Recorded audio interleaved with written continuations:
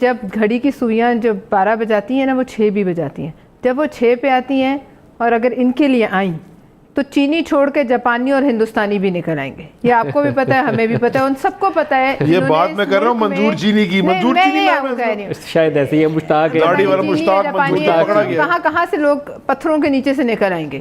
تو یہ جو اس ملک میں حکومتیں کر چکے ہیں انہیں پتہ ہے کہ وقت کیسے بدلتا ہے, اور جب بدلتا ہے تو کہاں کہاں سے کیا کیا نکلتا ہے.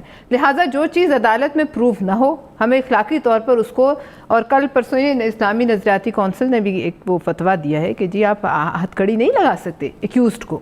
لہٰذا ہمیں جب تک ایک چیز ثابت نہ ہو اس کو یہی کہنا چاہیے. یہ کون سا آپ نے نہیں سنا؟ ایک سیکنڈ پلوشہ, ایک سیکنڈ, یہ آپ کیا ایکیوز کو ہتھ کڑی لگا, وزیر بلوچ کو بغیر ہتھ کڑی لگائے لے ہیں؟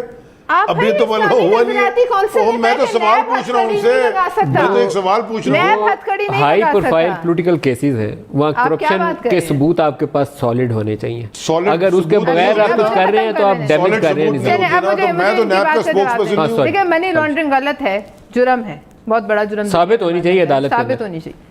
لیکن پھر وہ اپنی طرف بھی نظر کریں کہ خسرو بختیار کے کہاں سے کہاں فارچونز چلے گئے. آج آپ کے ساتھ بیٹھے ہیں جنوبی پنجاب محاذ کے سربراہ تھے, 100 دن میں سرائیکی صوبہ بننا تھا, لیکن اب یہ ثابت ہوا کہ وہ صرف, اب میں یہ لفظ کرپشن کہنا نہیں چاہتی, لیکن کچھ نہ کچھ تو چھپانے اس طرف آئے تھے نا. کوئی نہ کوئی تو دباؤ تھا کہ وہ سارا ٹولہ جو ٹوٹ کے آیا تھا.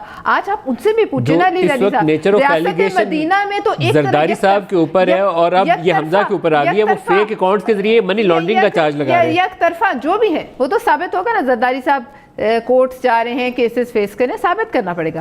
دوسری بات یہ کہ آپ اس طرح اگر کرتے ہیں تو اپنے آس پاس بھی نگاہ ڈالیں. تو علیمہ خان صاحبہ پہ بھی کیا اپوزیشن الزام لگا, کس طریقے سے اس طرح قسم کی سلائی بنائے. ایک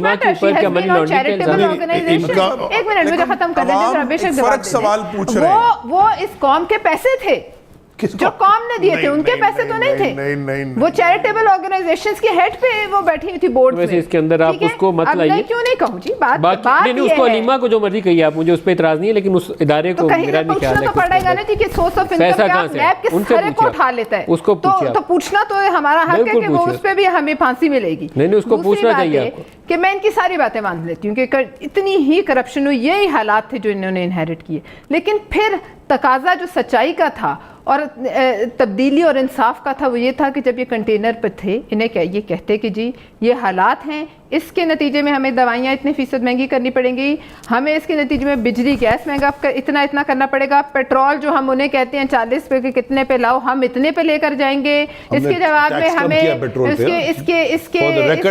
منٹ, یہ شوڈ ہیو ٹولڈ دا قوم, دنیا کو آپ قوم کو بتاتے ہیں. اس کے باوجود گلوبل قیمت بڑھ گئی ہے یار. چھوڑیں نا اس بات کو, آپ یہ کہتے ہیں کہ ڈبل ڈیجٹ انفلیشن ہمیں کرنی پڑے گی, ہم مجبور ہیں. آج جو آپ ہمیں بتا رہے ہیں وہ آپ کنٹینر پہ قوم کو بتاتے